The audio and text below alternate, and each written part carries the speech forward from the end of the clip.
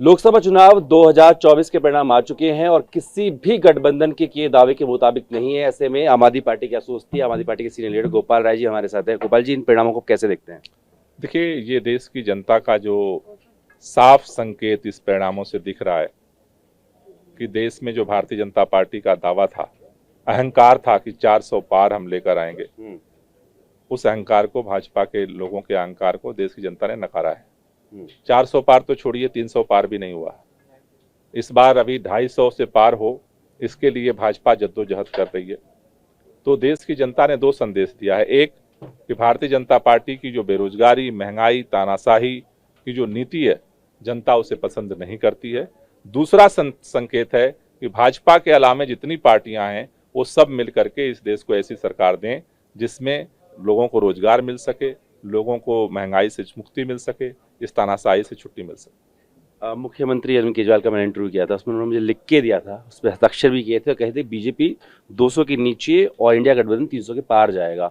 तो आपका दावा भी सही नहीं बैठ रहा है? देखिए, मेरे ख्याल से एग्जिट पोल में 400 पार का जिस तरह से माहौल बनाया गया, तो मेरे ख्याल से हमारा जो अनुमान था उसके हिसाब से 10 सीट कम बेसी हुई है।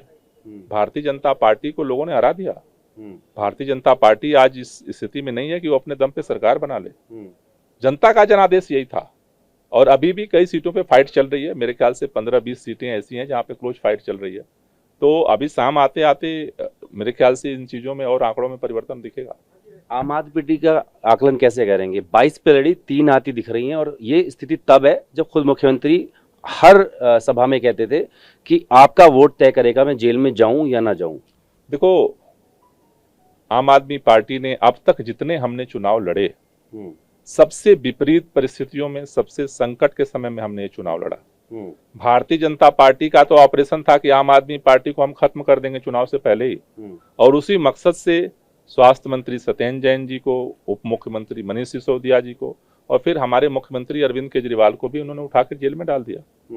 लेकिन मैं दिल्ली के सभी कार्यकर्ताओं को बधाई देना चाहता हूं कि उन्होंने अपनी एकता के दम पर, अपने हौसले के दम पर जिस तरह से इस चुनाव में भारतीय जनता पार्टी को कड़ी टक्कर दी है, ये मेरे ख्याल से काफी लंबे समय तक चुनाव हमने बहुत लड़े हैं, याद रखा जाएगा।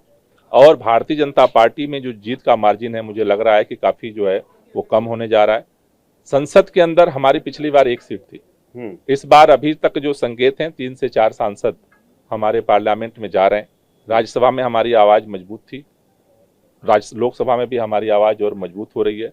जो मिशन था हमारा पूरा, अरविंद केजरीवाल जी आए तो उन्होंने प्रचार केवल दिल्ली में नहीं किया, वो देश भर में गए प्रचार करने। मकसद ऐसी था कि तानाशाही को हटाया जाए, क्योंकि तानाशाही अगर नहीं हारती है तो फिर इस देश को बर्बाद होने से कोई बचा नहीं सकता। अभी टीडीपी और जेडीयू किंग मेकर दिख रहे हैं, क्या इंडिया गठबंधन के पास कोई बेस्ट डील है उनके लिए?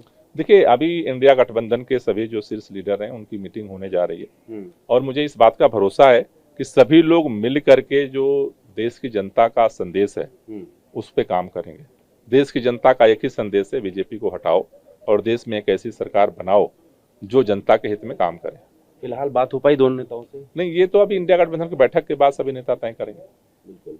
तो आम आदमी पार्टी का कहना है कि सबसे मुश्किल वक्त में उन्होंने जो है ये चुनाव लड़ा है, भले ही उनके खाते में बहुत कुछ ना ही हो, लेकिन बीजेपी को बहुमत से दूर रखने में कामयाब रहे हैं। अपने वीडियो से होगी कपिल के साथ जितेंद्र भाटी, भारतवर्ष, दिल्ली।